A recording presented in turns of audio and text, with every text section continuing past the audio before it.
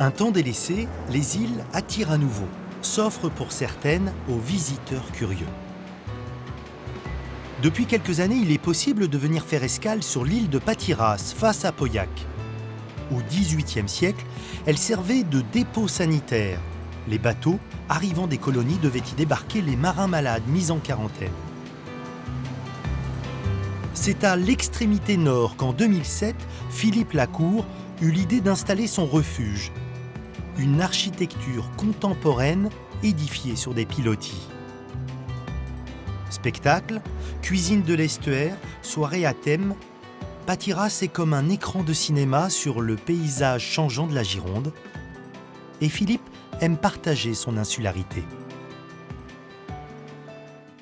Quelle était votre idée, Philippe, en créant ce refuge ici à Patyras?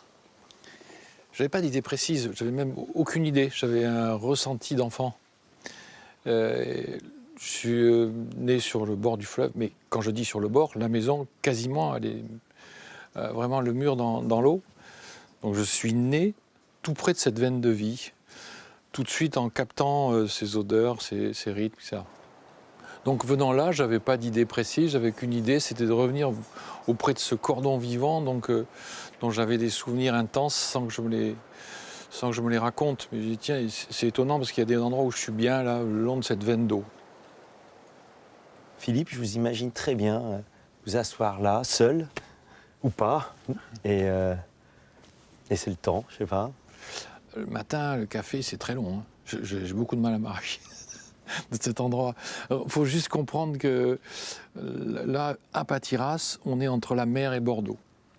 Là, dans 6 heures, il y aura 6 mètres d'eau qui, venant de la mer, sera montée là et se sera séparée sur cette île. Je suis la première île. Physiquement, quand on sent cette chose-là, ça vous laisse assis pendant longtemps. Je veux dire qu'au 3-4e café, je finis par me lever quand même. Oui, quelquefois le matin, c'est très compliqué de quitter cet endroit parce que là, vraiment, on a un regard extraordinaire. En plus, quand l'hiver, j'ai tous les canards qui se posent là, les oies, etc. Tout le gibier de passage qui se pose là. Il y a du vivant tout le temps, partout. Il est là, il est quasi arrogant. Ça ne vous laisse pas indifférent, c'est impossible.